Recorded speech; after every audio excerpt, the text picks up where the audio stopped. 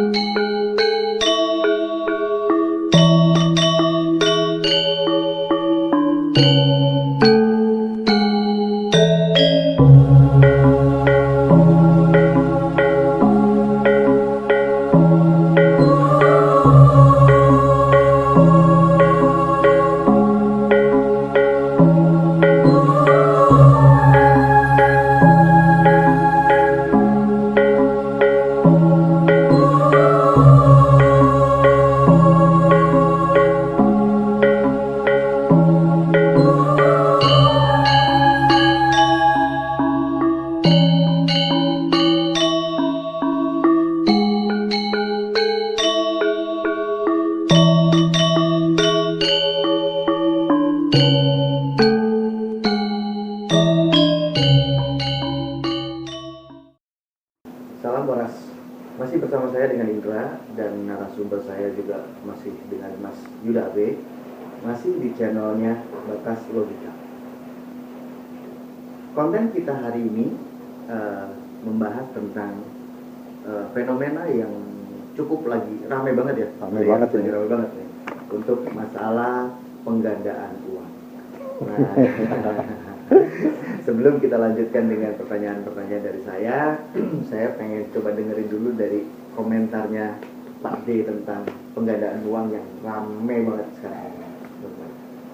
Penggandaan uang, beberapa poin yang harus kita petik di sini ya. Jadi yang pertama adalah uang adalah benda padat Ya. dan uang itu dipakai di alam yang nyata. Betul. Kan gitu.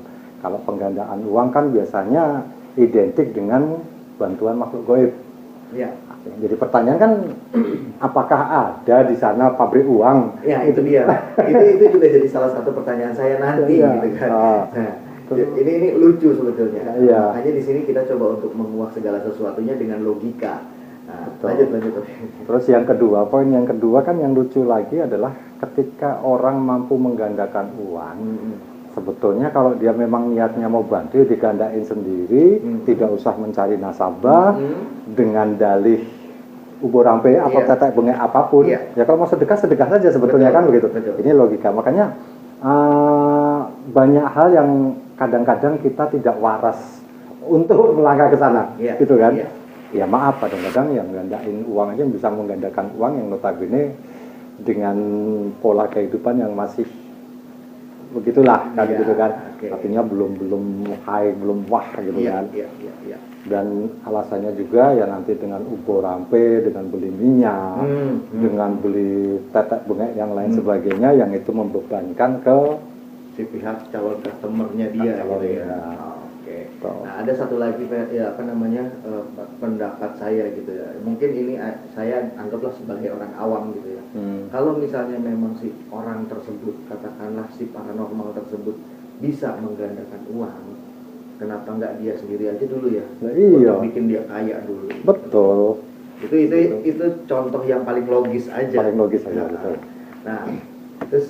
Nah, kalau gitu artinya ada satu fenomena di luar sana sebagai pembodohan. Setuju. Ya, Setuju. sebagai pembodohan. Yang Setuju. notabene adalah si orang atau calon si customer atau calon korban ini diberi iming-iming berupa sulap atau apa ini tadi ini? Ya, jadi ini ada satu proses begini ya, saya jelaskan prosesnya yang terjadi di luar sana. Ketika orang sedang mengalami suatu kesulitan masalah keuangan, mereka datang ke tempat oknum yang mengaku dirinya mampu menggandakan uang. Terus apa yang terjadi? Mereka diminta untuk menyiapkan beberapa syarat Oke. Dengan angka yang lumayan fantastis menurut saya. Tentunya ada angka rupiahnya juga. Angka rupiah itu, angka rupiah yang lumayan fantastis. Berarti si paranormalnya itu dibayar toh? Ya, iya. Dengan uang yang asli gitu Betul. aslinya. Asli itu nilainya juga bahkan sampai jutaan, bahkan puluhan juta, ya kan. dan nanti dipamerkan dengan ini loh, muncul uang itu duitnya sendiri, duitnya daripada si konsumen itu sendiri. Nah, logikanya gini Pak De, kalau misalnya dia katakanlah bayar 10 juta, ya kan, tujuan dia kan menggandakan uang itu untuk menjadi 2 atau 3 kali lipatnya. Betul. Iya kan? Betul. Nah, kalau si paranormal tersebut memunculkan uang 20 sampai 30 juta, artinya si paranormal itu rugi dong? Atau gimana? Ada mekanisme? Ada mekanisme, jadi yang pengen menggandakan uang itu cuma satu. Oh, iya, gitu. iya. Jadi metodenya biasanya begini. Ada beberapa orang, ya kan, nanti digandakan, muncul latar luas 10 juta jadi 20 juta misalnya kan gitu. Wah, ini kurang banyak, kalau mau banyak lagi harus ada sekian. Semakin banyak akhirnya ketika kumpul banyak, kabur. Nah, tuh, ingat itu ya. Jadi biasanya polanya adalah dikasih dulu ya. Dikasih dulu. Betul. Sekali, 2 kali. Itu memang sudah manusiawi banget. Betul. Tidak ada rasa puas. Dan orang itu bisa menjadi marketing juga. Menjadi marketing artinya, saya berhasil di sana, cari lagi yang lebih gede. Nah, ketika dapat yang betul-betul yang dia inginkan. Nah, kalau selain itu, Pak De, tanggapan Pak De sendiri nih untuk teman-teman kita nih, penonton kita nih, kalau melihat ada tawaran seperti itu atau bahkan mungkin ketemu langsung, bisa nih gandain gitu. Ya, pesannya, Pak De? Kalau pesan moral saya yang paling benar adalah ketika kamu mengalami kesulitan dan ada orang yang mampu untuk membantu kita, apapun alasannya, ya minta dengan apa yang dibantu, bukan minta supaya kita kesulitan kok. Kita kesulitan kok harus mengeluarkan korban dulu gitu loh. Jadi apapun yang kalau memang dia niat bantu, ya apa yang dia punya dikasihkan sama kita. Nah, satu lagi nih Pak De. Biasanya kan seperti yang tadi Pak De bilang, kalau itu ada beberapa syarat yang harus dipenuhi, entah minyak, entah apalah, saya nggak ngerti itu. Artinya dia menganggap atau mengarahkan si korban ini terkesan ini ke arah klinik gitu. Betul. Betul kan, biasanya ini uang goib ya. Uang goib yang ditungguin sama beberapa jin, katanya kan. Nah, tapi itu kan katanya dibuktiin di depan mata, Pak. Oh ya, saya juga bisa buktiin. Ada contohnya? Iya. Dibuktikan sekarang. Saya buktikan nanti. Mantap, guys. ini kita akan ya terserah lah mau dibilang apa ini, kita bongkar kasus-kasus yang seperti itu. Yang penting lagi-lagi batas logika ini menguak fenomena-fenomena dengan logika. Nanti Pak De akan demo atau praktekkan gimana sih caranya untuk menggandakan uang. Medianya apa Pak De? Medianya kan yang sudah kan biasanya pakai kotak, entah itu kardus, entah itu kotak, entah itu kain. Nah, ini saya yang sederhana aja, saya gunakan pakai kotak yang paling sederhana aja. Kotak aja. Next kita juga akan lebih ini lagi. Kita akan coba gali lagi lebih explore lagi lagi lebih dalam lagi media-media yang biasa digunakan di luar sana. Betul. Untuk kali ini kita akan gunakan metode yang paling sederhana. Kotak. Yang penting teman-teman di rumah yang nonton ini bisa mengkajinya atau bisa mengaitkannya dengan secara logika. Nggak perlu berpikir secara klinik, mistik dan lain-lain. Oke, gimana Pak? Memang itu sulap. Jadi yang sudah kita kan adalah mereka menyediakan satu kotak, ya kan?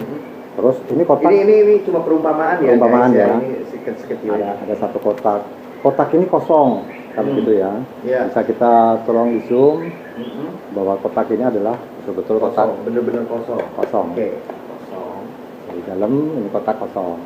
Nah, dengan dalih membeli minyak membeli ubur rampe yang lainnya bahkan yang aneh lagi dengan doa-doa yang nggak jelas, kan gitu, dengan ritual-ritual yang nggak jelas, orang disuruh puasa dulu lah, orang disuruh gini, bla bla bla kan. Intinya diarahkan untuk arah yang mistik-mistik lah ya. Betul. Nah, kotak ini kosong.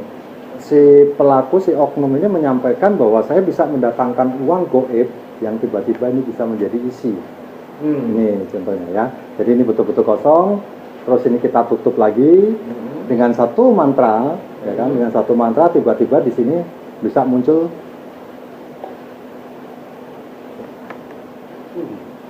di sini bisa muncul uang dan dia bisa Asli ini guys. bisa muncul uang. Oke. So bagaimana? Lah ini sebetulnya duitnya sendiri. Oh. Ini Yang adalah memang sudah dipersiapkan sudah sebelumnya. dipersiapkan, betul.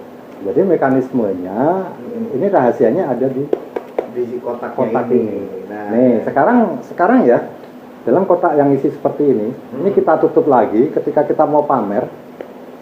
Jadi ini isi, kita tutup lagi ketika mau pamer, kosong lagi guys. kosong lagi. Kosong lagi.